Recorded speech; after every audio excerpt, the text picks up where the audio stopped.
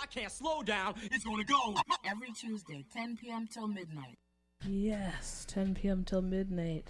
Yes. 100.5 FM. Urban Renewal Project. I'm DJ Denise. We chilling in the studio right now. Red shirt Mike in the building. Yeah. Got a guest with us? Yeah, you just put on any of those headphones, whatever works. What's up? Y'all. Yeah, please introduce yourself and let people know, you know. What's up? My name is Nash, and I am an artist manager. I'm chilling tonight with my homies in the studio. Mm-hmm. Excellent. Fun show ahead of us tonight. Yep. Celebrating the best in Canadian hip-hop. As usual, right? Every Tuesday night. Every Tuesday. Yep. If you happen to be just listening to us now for the first time, set your alarm on your phone every Tuesday. 9:57. We start at 10, but you got to give yourself 3 minutes to get ready. Definitely get in your seats. Get mentally prepared for what we're trying to do And here. you can find us online, coopradio.org, all the time. All of our shows are archived, so you can go back, check out who's been on the show. And we got highlights on Instagram, or URP Van. Yep. Highlights on Twitter, also URP Van. Highlights on Facebook, which you can find all over Facebook because, we're going viral. Okay, maybe not yet, but, we got the viral mind state. That's what we about. We about the viral. No, not really. We're not. We're trying. I feel like the phrase viral mind state is one of the worst things to come out of the last 2 years. We're trying to go viral. No, you're trying to be an attention hog. Oh my gosh. Yeah, no, we don't retweet too much. I think we got a level head on our phones. We've got level heads. We're pretty we got level heads running it, which means I am nowhere near the Twitter account. Oh, no. If they let me run the Twitter account, we would just be in constant trouble. Oh, my gosh.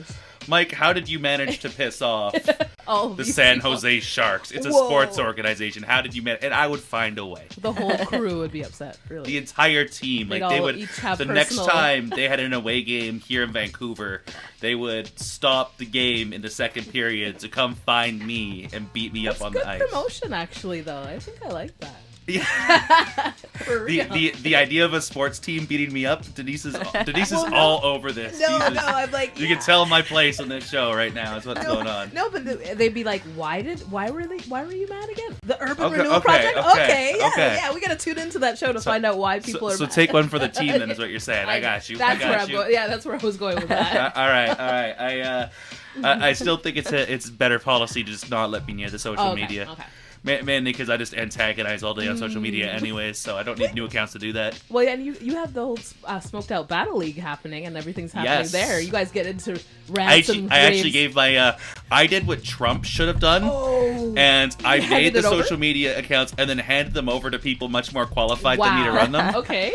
I can handle Facebook. I know how to antagonize people enough on Facebook to get responses and all that sort of stuff. But once it gets to constantly updating Insta and Twitter, I'm like, we got people who are more active on that. I'm like, you guys can handle it. Don't let me do it. I will just start causing problems. Damn. So, but yeah, we got a lot. We got a lot coming up as well. I was one of the things I've noticed is we've got 6 events coming in the next 10 weeks for Smoked Out. Wow. So that's gonna be 9 weeks now. So that's gonna be really cool. Right across the country. And into the States in Bellingham, which I guess we might as well call Bellingham, Canada. I would like to. Right? I'm gonna suggest this now, and I'm probably gonna regret this because I know it's gonna come up at least once when I cross the border. But I think we, as British Columbians, should make a real push into Washington and take a good 200-300 miles of the top of Washington and just make it Canada. I'm down with that. Let's do it. British Columbian manifest destiny. That's what I'm trying to say. How do we push for that? I believe what we do is we lull them into a false sense of security. So what we need, everyone who's going south of the border. So if you're driving through the border there, we need you to start talking about hockey. Americans hate hearing about hockey. They hate Canadians who talk about hockey. So if that's all we're doing, they're just going to get lulled into a false sense of security. Ooh. And then we can take over. And then basically we're just going to send Justin Bieber in a bunch of Ferraris while he's drunk just driving through the border. Get all the American police officers out of there as he drives further south to LA. And then we can move in and take over. I'm down. All right. Sign me up. Perfect. I can talk about hockey, although I know nothing about it. Doesn't matter. Neither do they. I'll just say the word hockey 15 times. There you go. So what you do is you get the little flat flat rubber thing and you move that around on the ice, and you're trying to do something called a score, which is and there are 2 goalies. There's lots of padding. Yeah, exactly. Involved. Here's the thing, but just by virtue of us saying this, we already have like a dozen people with pitchforks just outside the studio right now, being like, "Yo, get this off the air." They claim to represent Canada with Canadian hip hop, but they don't know hockey. Rah. Get them out of here. Cancel that. Yes, we're gonna get a bunch of hate mail about our lack of. Well, actually, no. If it was anywhere else but Vancouver, Vancouver doesn't like hockey. Yeah, you're right. Vancouver does not care for hockey. Vancouver likes the Canucks, but Vancouver does not like hockey. Yeah, they like to say they like the Canucks, but the Canucks keep losing. So. Yeah, that's what I say. Like you it's can. Like they like. Like you go to anywhere else in Canada, and there's Oh yeah, they love a huge tradition of going down to junior A or high school games and cheering on your local high school team in small town butt crack nowhere, Saskatchewan. And you go to BC and we're like, we have junior teams around here. You're like, what? I thought hockey started at the pros. What? Oh my god! You just suddenly wake up, you're 19, and you're really good at hockey, and so you join the NHL. That's how it works, right? Yeah. What is this AHL or CHL or whatever else that you talk of? I don't know this. This is not a real thing. Totally unreal. It does not exist. I love it. Well, what should we do? Get into music? Or no, Nash? What we have? You're here with us. We might as well talk to you about some of what you've got coming up. I know, right? Like, or going on. You're introduce yourself to the people listening. Yeah. All right. My name is Nash. My full name is Nashika. I do multiple things. I'm an entrepreneur. I have a fashion line. My fashion line is called Nashika Fashion. You can check it out on Instagram. It's a lot of products made in Africa. And I also do, of course, music. That's why we're here. I'm personally involved in it by managing an artist, an international artist who's located very far from Vancouver. She's in Budapest, Hungary, and she's also from Ghana, West Africa, which is my roots. And that's what we got going on. Wow, that's a lot of hard work. Yeah, that's a lot going on. How do you start managing somebody from West Ghana? So I started. Okay, so she's mostly in like Europe, but I've been friends with her for 10 years. So we had like a long time, like good friendship relationship for a very long time, which kind of makes it a lot easier for like communication. I find that makes it a lot easier, so I can pick up the phone and Skype someone a lot easier when I've already been doing this for 10 years. Yeah. But it really started, I would say, just about a couple years ago. She came with her band to New York to do some performances, and I noticed that a lot of people in New York were noticing of her talent, and I was like, hey, I'm over in North America, and I think that you have potential over here, so can I work for you? Wow. And it was difficult to ask that question to your best friend, and it took a year or whatever for us to kind of hash out the wrinkles and say, hey, yeah, let's do it. And that's kind of how it started. Yeah, I was gonna say that's it's always quite the transition, changing from being just like homies with someone to working together, because there's usually a bit of lines that get crossed during the process. Or I could tell just by looking at you right now that you've got some amusing stories from that transition. Yeah, definitely. It's like okay, I would say it was definitely like a risk. But, so before we first started, we laid out everything and said, hey, friendship's most important. So we don't want things to get too crazy and out of hand. And that's kind of the main, thing is our friendship. So we have to always kind of keep that in mind.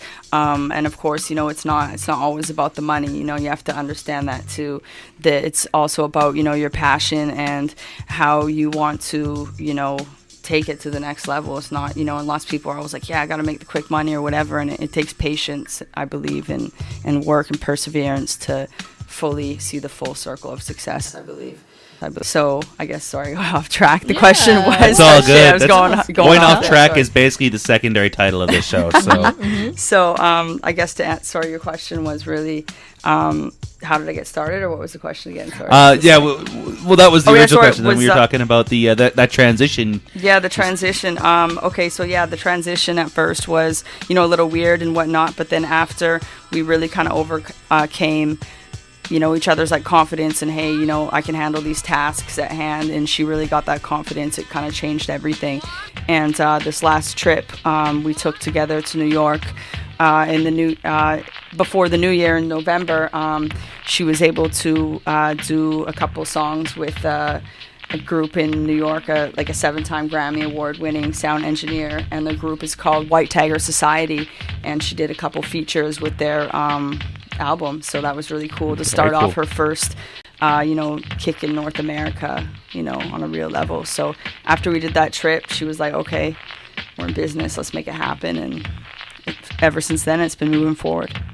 Wow. And Dashka, you have a shop in Vancouver too. You have a whole fashion line and so I'm working on that as well. At the same time, I'm just doing like a kind of like a pop-up store for like a year, just to just get some more exposure just from everything from the fashion line to like African like heritage, just artwork and stuff. And the store as well, I want to be like an interactive store where we do like different events, so like spoken word, poetry events. I've had different artists that are going to be coming through. I don't know if people are familiar with her name is Desiree Dawson. She was the CBC Spotlight Searchlight competition winner. She came through to my store to open it for me. Amazing. And I have another artist coming through. Her name's Missy D. Oh yeah, she's really she's talented as well. Local girl. She's really good. She's money. So I'm really excited to work with her, and she's gonna come through the store and do something for me as well, which is awesome. And where can we find your shop? It's in Kitsilano, so it's like 2676 West 4th. There we go. It's called One Love. So you can check that out on social media as well. But are you still working on the smoothies thing for the summer? Yeah, smoothies gonna be bumping down there. Yep. Yeah, you can get yourself some smoothies as well as some fashionable African things. Yes. Healthy, Right. all healthy, GMO, like everything, no GMO, all vegan. Yeah, Keep it Very healthy. all good vibes. No, do you want to introduce this track? Okay. So yeah, the Sena's album that's coming out next week. It's called Feathers, and that's going to be released in a week. So this is the first time that it's been played on a radio. The first song that I'd like to play is called Play. Yeah, it's actually called Play. And there'll be a music video and stuff that I know she's working on for it, which is going to get released as well. So this is her first time it's been playing on the air. So here we go. 100.5 FM, Vancouver Co-op Radio, CFRO. You're listening to the Urban Renewal Project.